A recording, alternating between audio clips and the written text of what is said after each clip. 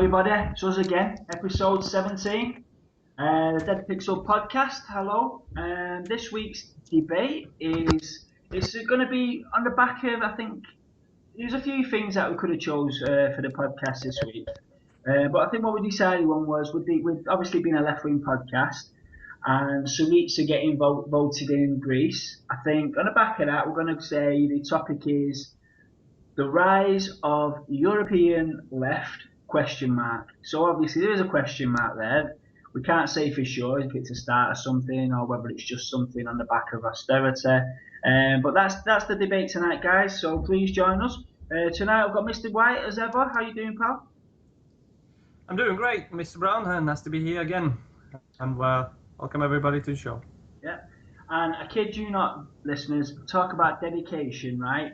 He's got a black spot and he's flat on the internet. So I promise you now, he's parked up somewhere 10 minutes from his house on the phone, but he's still here. Mr. Orange, how you doing, pal? Oh, yeah, you're right. Actually, it's 20 minutes now. But yeah, good to be here. So it's a 20-minute drive from your flat. Wow. I just picked a direction and just drove. Right, so you got a signal. Until I hit internet. Right, well, like it's all for you listeners, for you. Exactly. What dedication. Dedication, that, mate. Dedication. Yeah. Right, well, I'll tell you. Mr. Orange. Well, Mr. Orange, I tell you what, it seems though you've travelled so far to be here. You can start us off, mate. So, Syriza, I don't know if you knew about Syriza beforehand, or if you had any sort of felt the tremors throughout Europe beforehand that something big was going to happen for the left. But now that it has happened, I don't know if you've had any time to look into it, but what do you think about, being classed as a radical left party in Europe for once, being democratically voted in? This isn't happening in South America, this isn't happening in Asia, this is happening in dear old, capitalist, the home of capitalism, Europe. There's finally a party there, anti-capitalist, radical left wing. What was your first initial thoughts on that?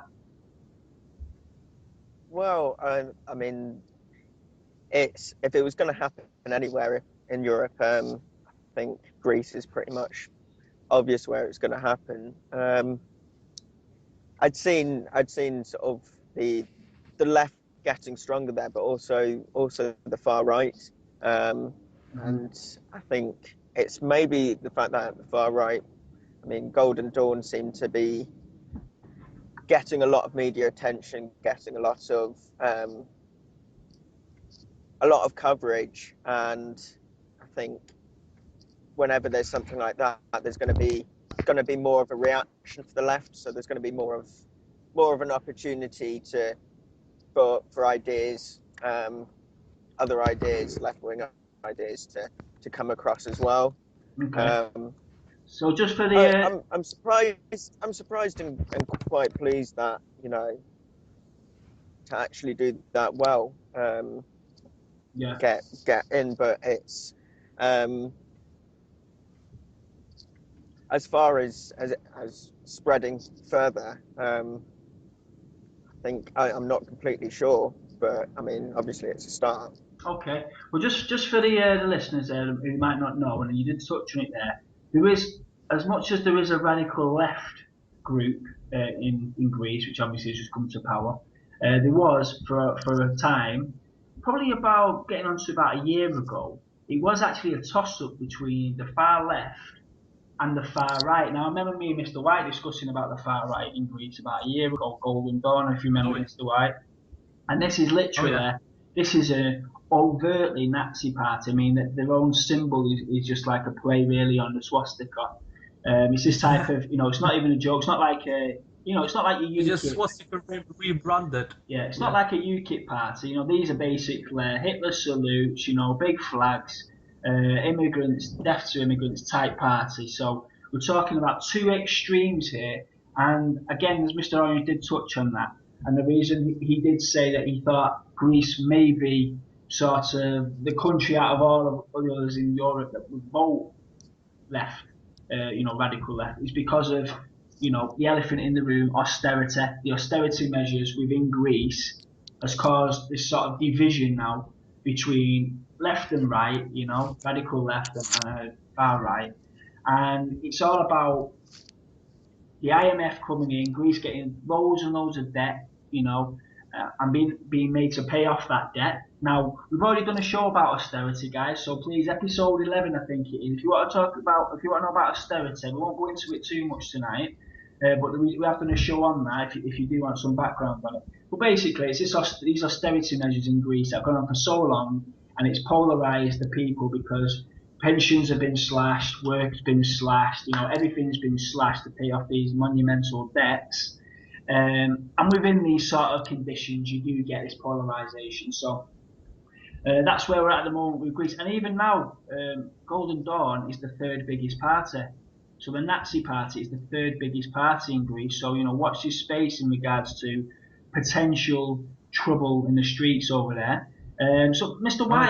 White, so, you know, Syriza, I've asked Mr. Orange there. He knew a little bit about it there and his feelings on it. What was your gut reaction when the votes were in? You woke up on whatever morning it was, and all of a sudden there's a radical left-wing party in the heart of Europe. Well, Mr. Brown, thank you for the word. Thank you, for not forgetting. It was a surprise. I'm still, quite surprised because even though it is a troublesome country in Europe that is struggling with the debt and with the economical mismanagement, I was still surprised that that the left wing was getting popularity so rapidly. If you know what I mean, it didn't happen in a day or a week, but what I mean, but it did happen. If we're talking years, it happened really quick, and obviously the substantial amount of push was the crisis. But it's easy to lose your head in crisis rather than concentrate on how to resolve it, right? Mm-hmm. Well, I think like left-wing parties came out with good ideas, but how it's going to be really interesting for me. I mean, it's been interesting to see they've been taking the lead in the parliament, but it's going to be even more interesting to see how they're going to how they're going to lead the country and what's going to be the outcome. So I'm all waiting and all excited about it. Yeah, I mean, for me myself, I've known about Syriza for a good while now.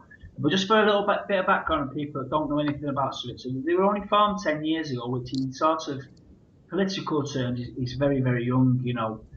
Again, you've been on the rise for this sort of anti-austerity, but the austerity measures that have really crippled Greece are only 5 years old, so they're not necessarily a direct reflection of austerity in Greece because they're 5 years before that, doing the groundwork. But again, 10 years is nothing when it comes to parties, especially in major countries. Let's have a think there. So like I say, the leader is Alex Tsipras, and they're an extensive coalition. That's what they're not actually one ideology of the left. That's why they're being classed as a radical left party rather than the Communist Party or whatever party. The reason that they're saying the radical left party is because they're actually a coalition of all the major left parties in Greece. Now, there is elements of communist parties within it, but I don't think the Communist Party of Greece is in it per se, or they have had dealings with it. So even that itself is going to be a struggle because the left like nothing more than to create factions within the left. Generally because it's quite a sophisticated philosophical, idea, socialism and all these things. So there's a lot of infighting with silly intellectual things, whereas on the right it's pretty much within the black and white world, good versus evil, this type of thing. So it's very easy just to gather around single issues or whatever. But anyway, that's going to be one of the issues, sort of dealing with all these different left-wing groups. Another thing that's probably surprised everyone, they didn't quite get the full power to take on Parliament.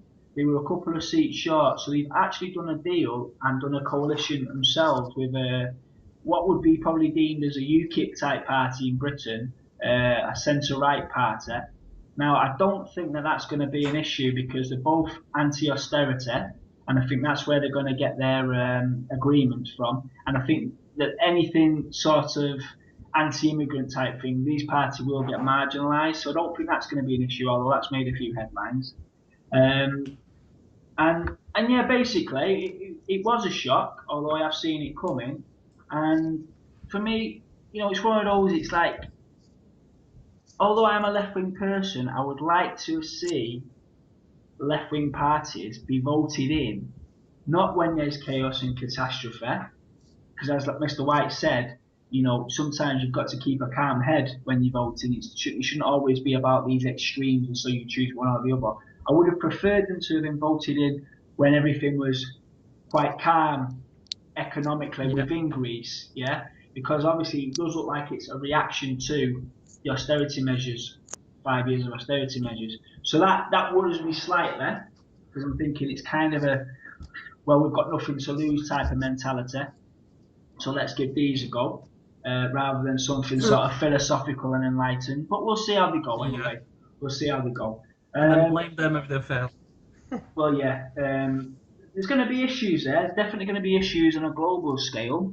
I mean, they're up against European powers with this debt that they supposedly having to pay off. So that's going to be an issue. Then obviously you've got the mighty Uncle Sam, who will have to face if they do want to become any kind of global player, and they are totally an antithesis of what they believe. So that should be quite interesting. And it's all about being isolated, isn't it? I mean, we've seen the call it brave or stupid, but Cuba, a tiny little island in the capitalist heart, has survived over 50 years, one way or another, sticking to its principles. So it can be done. I'm sure if Cuba can stand up to America for over 50 years, then Greece does have a chance. Of course it does, but predominantly things thrive and survive by becoming one of many, by becoming a movement, a mass movement. Now, Mr. Orange, you kind of hinted before you were a bit dubious as to whether this would be a Europe-wide spark, let's say. Can you just elaborate on that? What makes you think that this is not quite a new dawn for the left? Well, I think it depends on the rest of Europe. Whenever there's been sort of socialist, communist governments, they've stayed as long as they've had support, and support from other countries, and the ideas spreading. And as you say, I mean, it seems to be there's a certain amount that it's born out of the austerity, it's born out of the troubles in Greece, and it's whether any other countries are gonna follow suit. I mean, it's a short period for our election, and I mean, I think it's going to take a long time for any coalitions to be formed or anything on any similar scale here.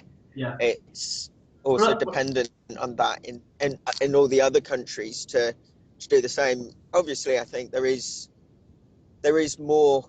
I mean, it's one of those ones. It's do you predict, and also how well do Greece do? Because they're gonna if they don't do well, then, and I'm pretty sure there's going to be a lot of capitalist governments trying to make sure they don't do well. Yeah.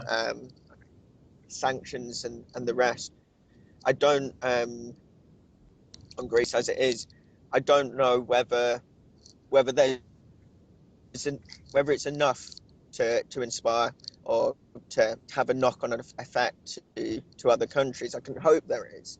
Yeah. And I think maybe if it had happened 2 or 3 years ago, when the economic crisis was more at its peak, there'd maybe be, I know again it's a knee-jerk thing, but there'd be more chance of the societies following suit. Okay. Mr. White, what do you reckon? Thank you, Mr. Brown and Mr. Orange. Interesting point. I'm thinking in regards to how strong is the capitalist thinking in Europe. within the biggest countries. I'm talking about the leading countries that pulling the strings, like Germany, like Britain, France. They have. I mean, for example, only know one left-wing party in France that is quite strong, but not talking about the south countries like Italy, Spain, and Portugal, that is facing really tough time within the crisis. So what I'm trying to say is the spark definitely is there by Greece. It is up to the next countries, and that would be probably Spain or Italy or Portugal, to follow, to make the actual fire ignite. Because spark is good, but obviously it's not going to burn if it's not going to put a bit more fuel. As long as Greece is not going to be left out on their own, they should be okay. But it's quite interesting to follow. My prediction myself, that it's going to be harshly tackled in Spain and Italy by anti-socialist movement. Talking about capitalism in general. Mr. Brown. Yeah, I think as we just mentioned before, it's all about sort of uniting with other parties of a similar ilk. Now, when we're talking about, as Mr. White just said, we're looking at countries like Spain and Italy and Portugal, and I would also add Ireland on that. And the reason we're looking at these countries is because the financial banking crisis hit these countries the hardest. So, as Mr. Orange said, he wasn't surprised it was Greece first, because Greece were absolutely hit hard, yeah. And I've had 5 years of massive austerity. Similar in many ways, if not so heavy, but almost, is like Spain and Italy. Now, this is an interesting one. Like, as we were saying about Syriza, Syriza was actually formed 5 years before the austerity measures. So they're a 10-year-old party. It's still absolutely fantastic. Yeah, don't get me wrong. To come into power for 10 years is unheard of. But just to put maybe perhaps an even more interesting example in Spain.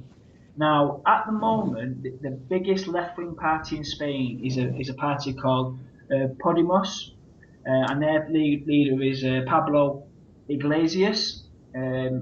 As you can tell, I'm reading that off a piece of paper. But I have seen the guys, a young guy with a ponytail and intellect there. Now, these were founded in 2014. Keep that in mind. Wow. Keep that in mind when I tell you what they've already achieved. Okay.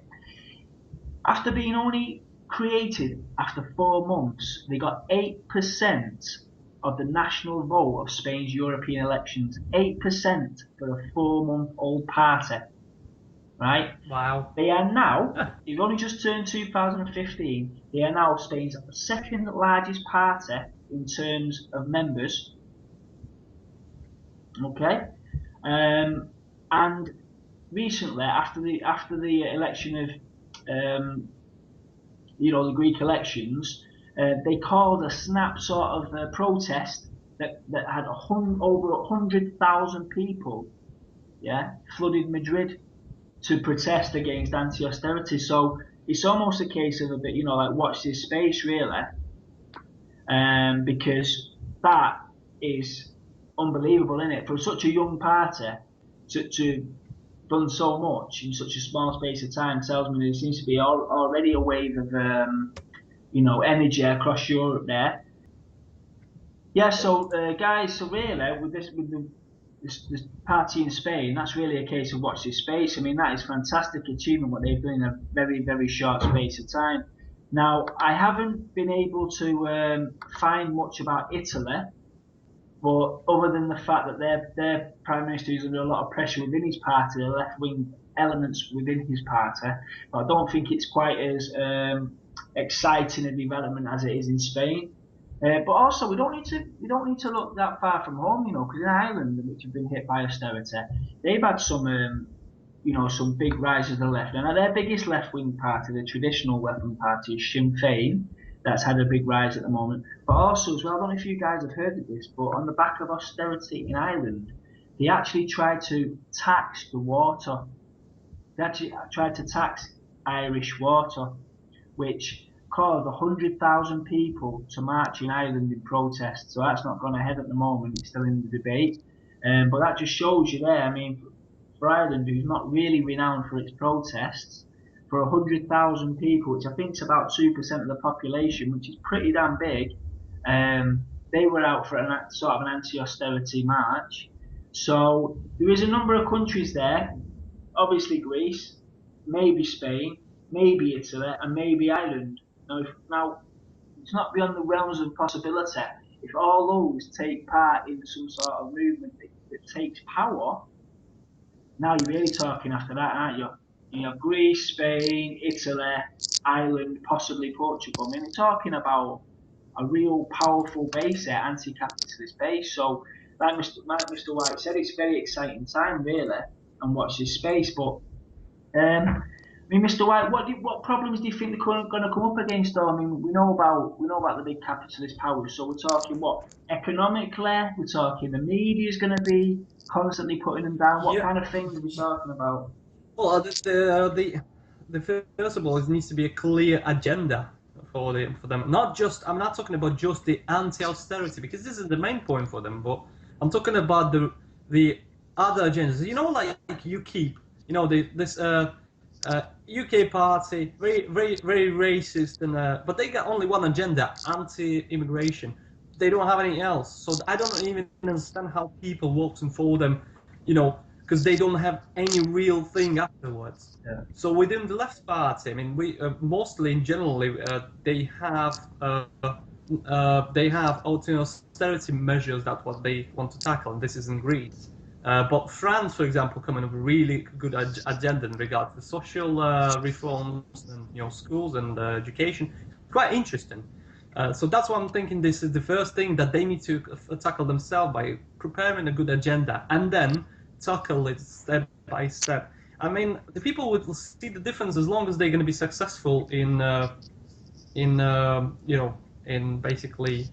I think the main major point is winning the austerity, anti-austerity measures that have been imposed. By trying to tackle like getting down and manage to convince the pro-capitalistic world to go towards their way. Because I don't see that happening. I don't see Europe anyhow will agree to, for example, Greece, Syriza party to renegotiate the terms of the debt they have. Yeah. I just don't see it. If they manage to actually somehow convince, even for the 10%, even the 15% or 20%, it's going to be a huge, major success for me personally. I think there's already going to be. Then I think the movement might start. This is the main point that I can see the firewall for me to them going through. This is the first thing. As long as they jumps, I think the agenda will start to develop it more specific, more wider, tackling the lots of different issues rather than just austerity. Yeah. So I'm talking only generally, obviously, because they're listening. I'm not a big political expert, but I knew just a couple of stuff. Yeah. Mr. Brown. So Mr. Orange, what about you in regards to like what could potentially the surrounding capitalist powers, what was it they could do to sort of sink the ship of socialism? What's the classics? What's the classic ways of destroying this project that we need to look out for?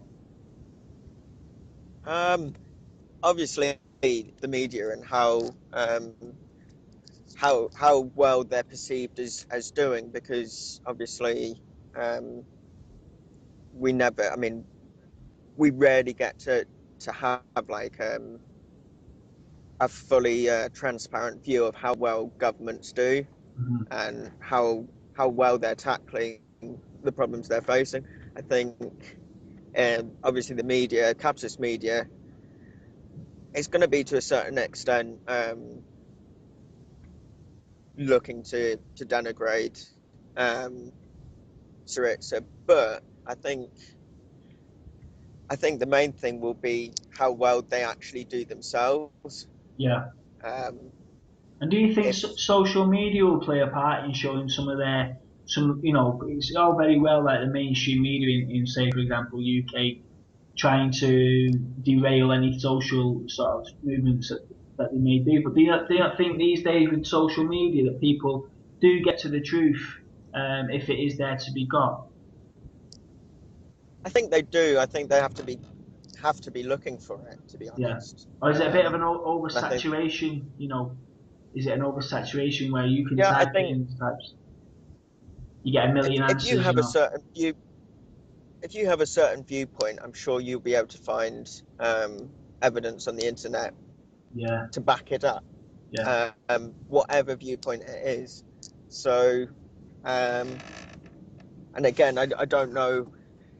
I don't know what the monitoring process and what things get shut down or get missed. I mean, yeah, we don't know what these big companies.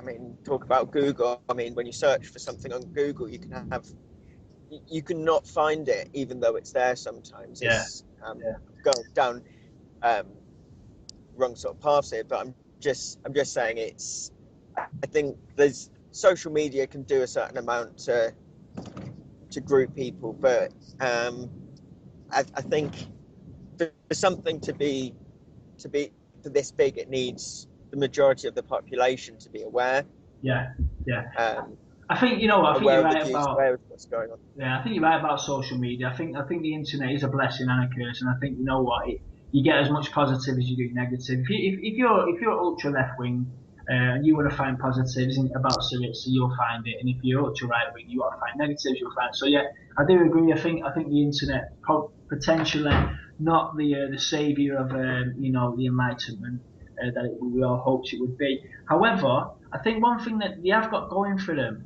If this was the 1970s, like just to put it into context, in Chile in the 1970s, he was a democratically elected Marxist called Salvador Allende. He was actually democratically elected, so free elections, free and fair elections, over 90% voted. Um, it wasn't long before, I mean, talk about blatant, backed by the US, guy General Pinochet.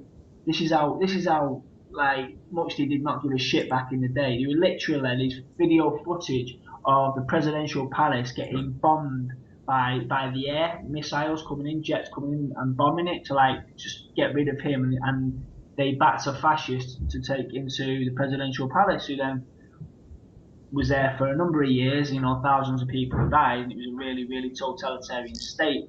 Now, those days are definitely gone. Yeah, those days are absolutely definitely gone. There's no chance, yeah, that happening in Greece now. And I think one of the biggest positives that Syriza can hold on to is that whenever there's outrage, that they have to be a little bit more clever, and it has to be a little bit more subtle about how they go about their business. Like I say, in the 70s, they didn't care about flying jets into a elected presidential palace to kill the man. You know what I mean? To put your person in. But those days are gone. I think they've got to be a lot more clever. It's usually down to economics now, isn't it? Rather than this overtly sort of like militarized by force. Yeah. It's more about subtle media distortion. It's about economically strangling social programs. It's they'll be throwing the debt in the face every 5 minutes. It's not. It's putting your foot down and not renegotiating this debt, which is the first hurdle. Germany's already said they're not going to write any of this debt off, so that is definitely the first battle. But as long as they're clever, and as long as they're savvy with what they're doing, and they're alive to the potential of cyber attacks and underhanded means, and being open and honest with the population about their errors. I mean, that's another thing. I think this is one of the things that the Soviet Union fell down on. They were so anxious about admitting errors. Nothing was ever an error. Do you know what I mean? But I think you can't lie to your population. There's going to be errors. There's no real blueprint of how to go about this. Yeah, there's going to be errors, and when these errors are made, it has to be an open, honest reality and say, listen, this was an error, but we're going to do it this way for better or for worse. And I think that honesty It's so great. and that transparency is going to be for their benefit. There's no Cold War values where we have to do better than America all the time. Trying to pump loads of funds. All that's another bonus because they've not got anybody that they're trying to sort of be in competition with. If they can take themselves outside of all that and say, this is us, for better or for worse, we'll do our best, and when we do it wrong, we'll accept what we did wrong, and we'll try and learn from it.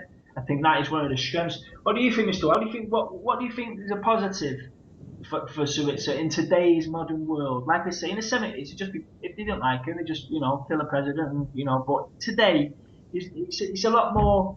The world's watching these things. You can't just go in and change things. You have to give it time, and everybody's a bit more wise to the tricks now, aren't they?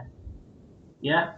Yeah, I agree. Is you can't basically the economic powerhouses of the West can't be as blatant. You're right, and everything has to be perceived as just and right, and they can't get away with the same sort of bullying tactics. It does need to be more subtle, but it's not to say it's not there. But you're right, it's they're not going to be able to go and assassinate anybody without it being made obvious. Yeah. And the uproar from that. I think also the difference which Greece has is that this has come about democratically, which is obviously you talk about certain amounts of Soviet powerhouse being democratic, but obviously certain amounts not being. I think it's and also the fact that it's a coalition means it's going to be viewed as a lot more democratic, and maybe people have like a bit more ownership of it. Yeah.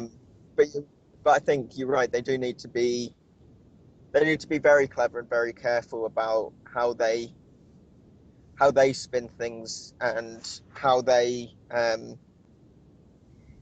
deal with the mistakes that they make. Again, not to be seen as corrupt if they do make mistakes and then lie about it. Yeah. I'll tell you what. But I was just going to say, I think the bottom line will be in a year or two, what the Greek people feel, and if most of them would vote this back in, then I think that kind of message could come across. If people feel the general public feel they're happy with the way things are going there, regardless of whether there's still a lot more debt that they feel the rest of the international community feels should have been paid back, or other measures should have been taken. I think if the actual population is happy, or generally happy, then I think then it would be a case of other countries' populations thinking, well, yeah, maybe that those kind of principles are for us. Yeah. Well, I think you've got to give it at least 5 years, haven't you? But Mr. Wiley, do you want to chip in there? Just I wanted to add it, in regards just on the background of what you said in regards to that it's not radical at this moment.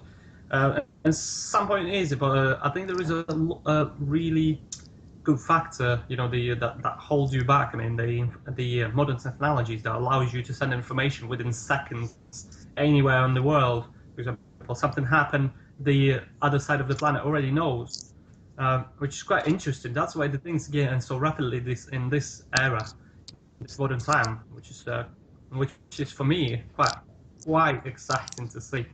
How's it gonna go? Because as soon as the Syriza gonna do something, breakthrough, the whole world will know it. There's no way that you can just cap it, right? And then as soon as they're gonna fail on something, the whole world will know as well. How they react, or what's the plan? That's the main thing for me. Mm-hmm. So,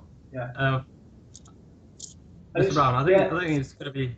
Yeah, I think it's just still a big open question about the left wing, and I hope they just in regards to the right wing party within their party, which is only a couple of seats that we were talking about. This was you said it's only a couple of seats in there. Yeah. And I was thinking, as long as those couple of seats not just going to screw the most important laws that they will try to pass on, and reforms that they will try to implement are not going to be vetoed or ignored by those people. Yeah, well, I think in regards to that right-wing element, we do have a common ground because they are an anti-austerity party as well. And also they're not far right, they're actually more like centre right, they're more like a UKIP type party, so I believe. So it's not as if we don't have some common ground there. And my understanding is they're so sort of minimal within the coalition because they only failed by 2 seats to take full power of their parliament.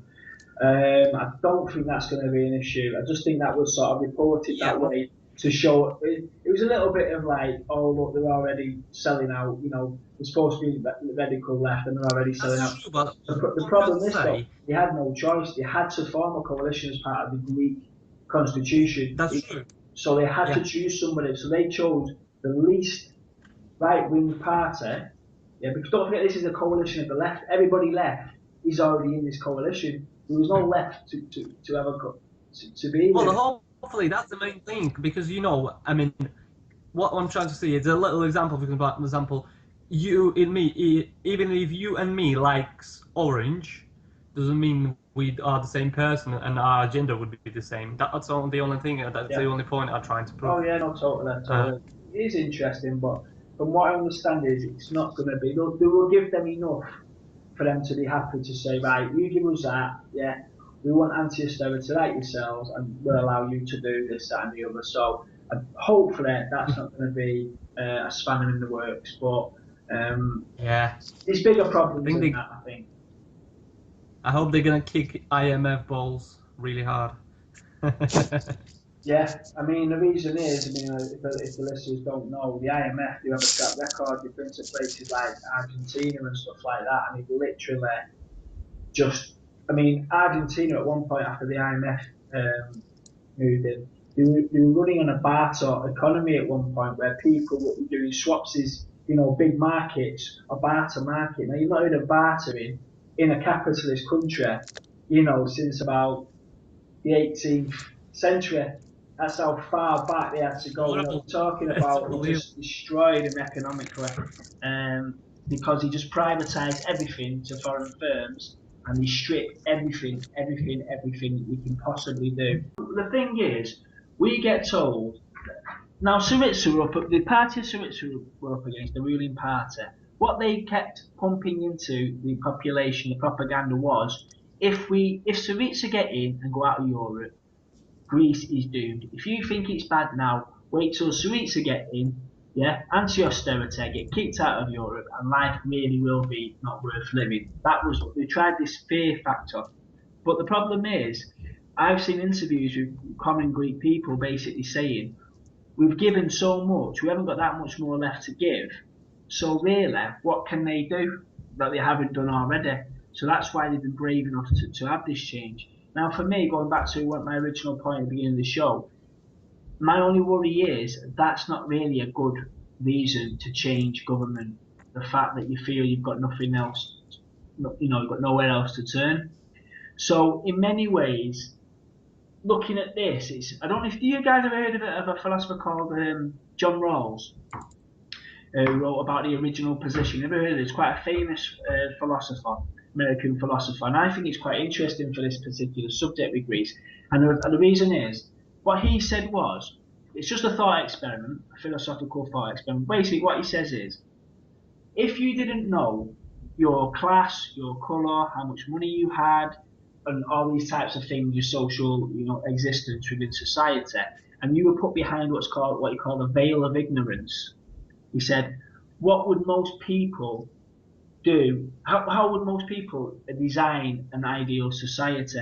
Yeah, he said, you take away vested interest, you take away wealth, you take away power, ethnicity, and all these types of things. He called it the original position. What he basically theorized was, you would create or want to create a more fair society, because if the veil of ignorance was lifted, you might find that you're actually a beggar on the street, okay?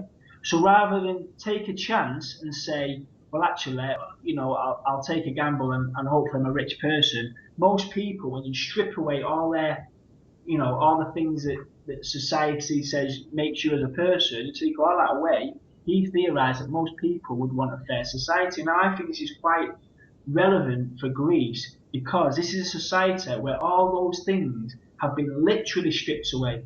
It's almost it's almost not a classless society, but it's a society between rich and poor. There's no middle class anymore really in Greece. Yeah. Whether you're an immigrant or whether you're middle class, you're pretty much in the same boat now. Yeah. So all those social structures and all those hierarchical things have all pretty much gone unless you're the elite. So you've got this massive body of people that have had everything stripped from them. And I think this proves in many ways what Rawls theorized, yeah? When people have nothing, they tend to be more social and more caring about creating systems that allow for everybody to have a more of a fair deal. You get what I'm saying? I agree with that. So I think, yeah. Now there is that other side where it could be quite fascist as well, but I think when it's fascist, it's still when there's an element of you being above an immigrant, yeah, in many circumstances. So you still be allowed it. If it wasn't for those immigrants, we'd have more and more and more. They're taking up our resources, that type of thing. But when everybody's on a pretty much same level, the immigrant is on the same as what used to be middle class and all that. I think that you do get these situations where people say, right, let's be more tolerant, let's share more of the resources and let this never happen again where there's a crash. So that you might be, the higher you are, the further you're going to fall type syndrome, isn't it? And nobody wants this ever again. So I think in many ways, Greece is a fantastic example of a theory of John Rawls with this one. And I think that as much as I wouldn't like this, I'd like these parties to come to power when it's not in these extreme circumstances. I can totally understand, and it does fill me with hope, that when we are stripped of everything, class, wealth, and social hierarchy, we tend to, it happens in South America where the rich and poor divide in mass, we tend to be more social creatures, and I think that's a very big boost to the idea of socialism and egalitarianism. What do you guys think about something like that? Greece, what I'm saying is Greece seems to be an experiment, and a hopeful experiment up to now with how people really are inside, Mr. White. It's quite interesting, I would agree, because from being an Eastern European, I had the time of the hardest moment that was, I think it was worse than this austerity. And now all they agree, all the friends that from the country that I live, after the crisis, after 2008 said, well, this crisis is nothing compared when the USSR collapsed, because we had literally no month's salaries, living on the bread and water, and we would give more at that time than we would give now. I must agree. I would just pass by if the beggar was handing the hand towards me. I would think, oh, he needs to stand up and go work or something like that. It will be over judgmental or maybe not enough time, but less thinking about this person's situation, more thinking and concentrating about my own personal world. So when you're at the bottom, you think more about the people around you. And there is a saying in my country saying the fed person will never understand the hungry one. And this is true. This is so completely true, because when you're hungry, you are totally, your way of thinking is totally different towards when you're fed. And this is not something, this is blunt as steel, dear friends. And I do understand that shock therapy, like what happened with the crisis in Greece, can change a society. And it can trigger to develop into something bigger. But the problem is, unfortunately, being a human being, once you have a crisis, you start to be more sociable, as Mr. Brown said. But then, as you're coming out of the crisis, you start to forget in this.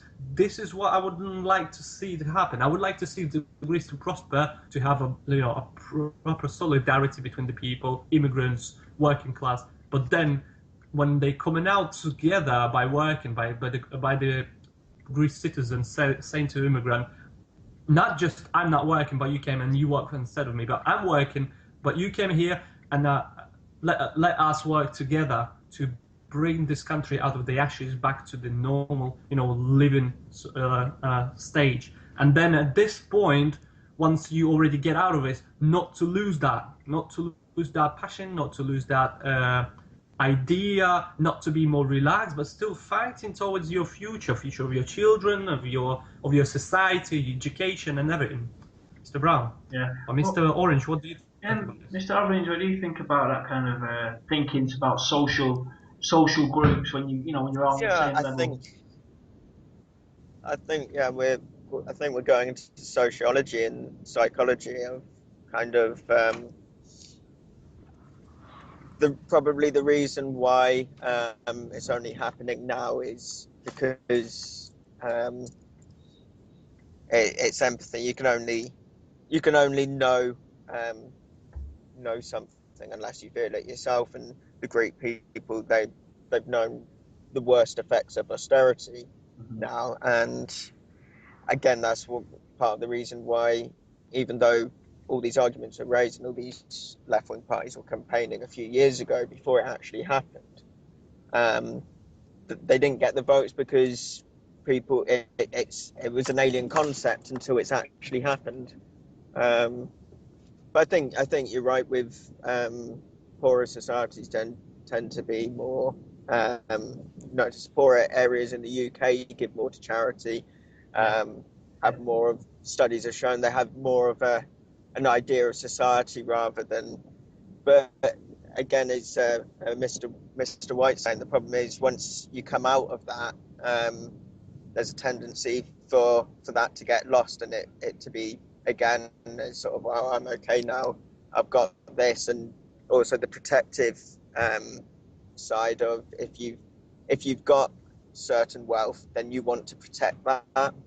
Yeah. As you say, it's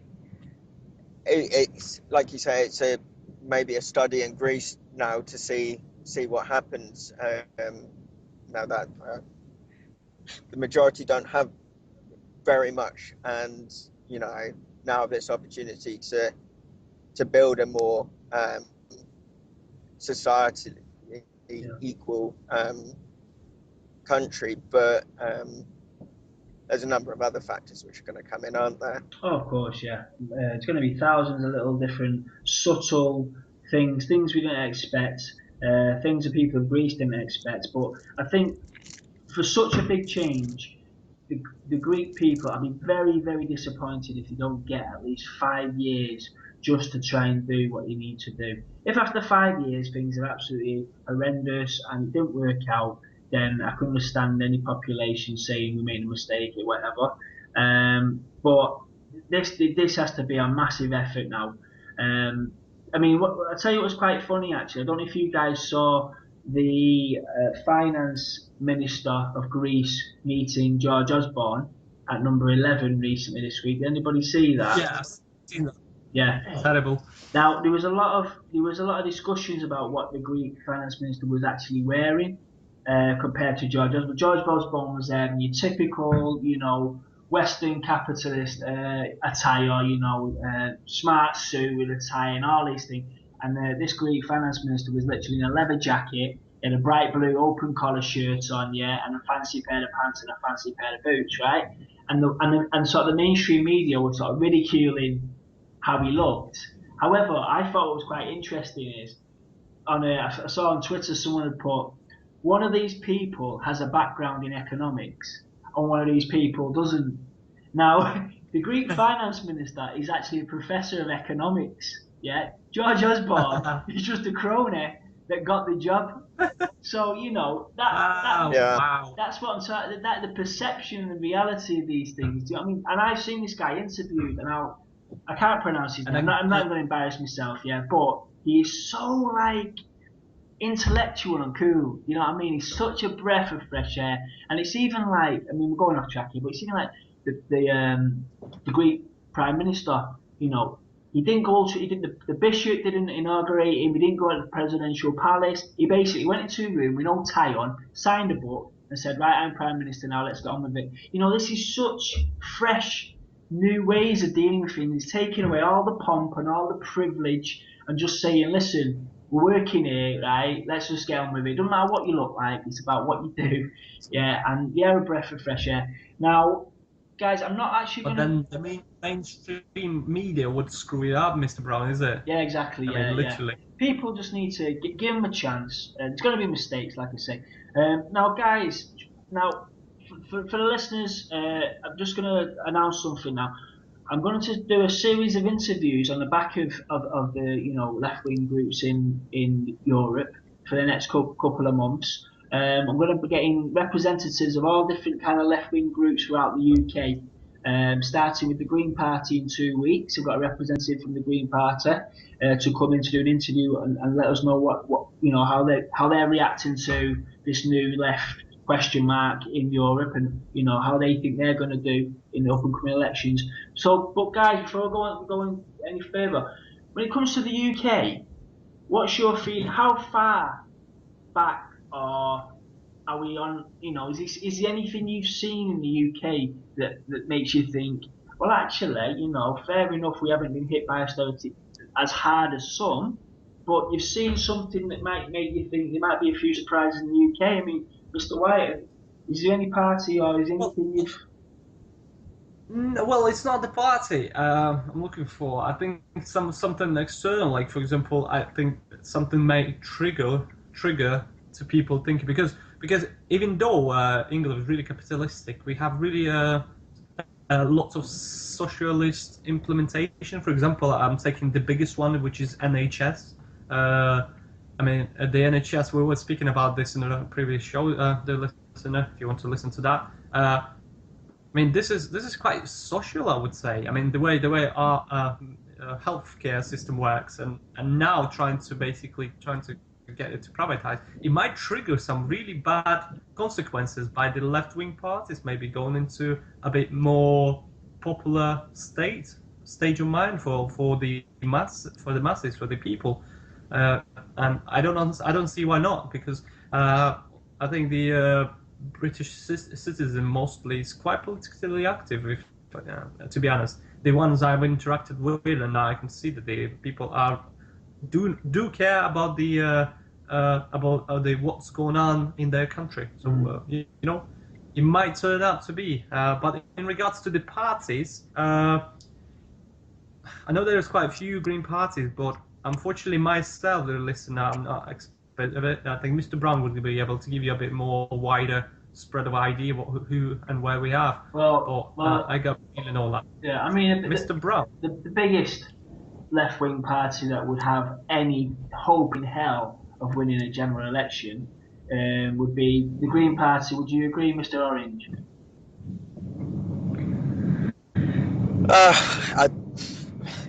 Winning an election, I think. Well, just out of the left wing. I don't. What I'm saying is they're the biggest left-wing party we do have in the UK that would stand any chance whatsoever of getting MPs.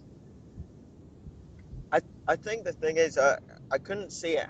I personally couldn't see it happening unless something happened with Labour, and I think a lot of people have spoken about this, but the fact that the core kind of socialist viewing public, maybe not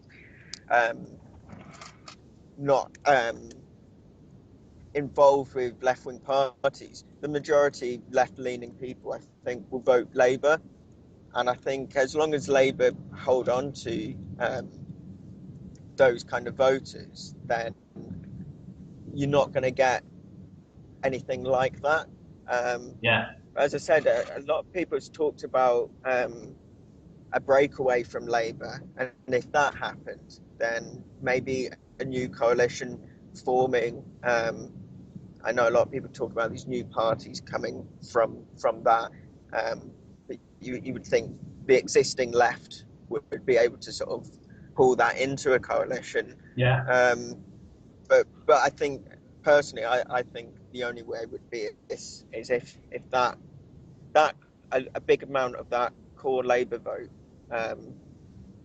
broke away, and that I think that would only happen if Labour broke a part of it. Yeah, I mean, the reason I said that the Green Party are probably our biggest left-wing party of hope in hell is because I am long past considering Labour to be a left-wing party. It might sound quite cynical or quite sarcastic, but I mean totally honest. Totally honest. No, I don't believe Labour now is a credible. I agree with you on their principles now and the policies they put through. But I'm just saying the fact that they still attract the left-leaning public who view them as the only alternative. Yeah. Until something happens to make them think there is an alternative with an actual chance. Yeah. And plus as well, we have this. I mean, and they do have.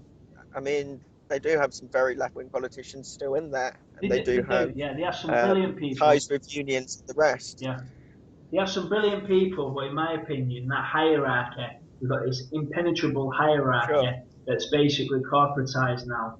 And you know, in many ways, the decent left-wing Labour people, of the left, they're still within the party.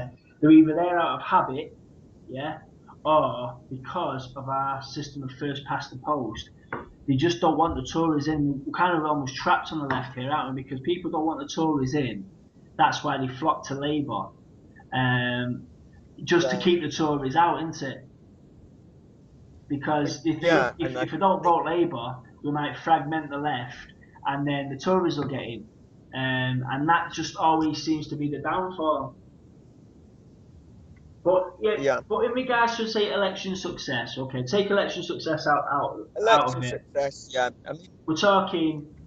No party on the left is going to have any election success of any significance, okay. But what I'm saying is, outside of that, the biggest party, would you agree at the moment that we could actually say is proper left wing, is the Green Party? Would you say that was right? Would you say they're the biggest left wing party at the moment in Britain? Yeah, I'd say so. I mean, obviously, not going into every specific point of left-wing politics. Yeah. But yes, I mean, they are definitely radical. I'd say in today's mainstream politics in the UK, they're a radical left party that actually has a hell of a lot of members, and I believe it's surging rapidly at the moment. But like I say, I will be interviewing a lady who represents the Green Party in a fortnight, and I will put questions to her. And if anybody's got any questions you'd like me to put to any party, each week I'll be telling you who the next party is going to be in a fortnight later. So please leave us questions, like I say, for the Green Party. Let me know what they are, and I would certainly put any questions that are obviously reasonable, any reasonable questions I will be happy to put to Mr. White.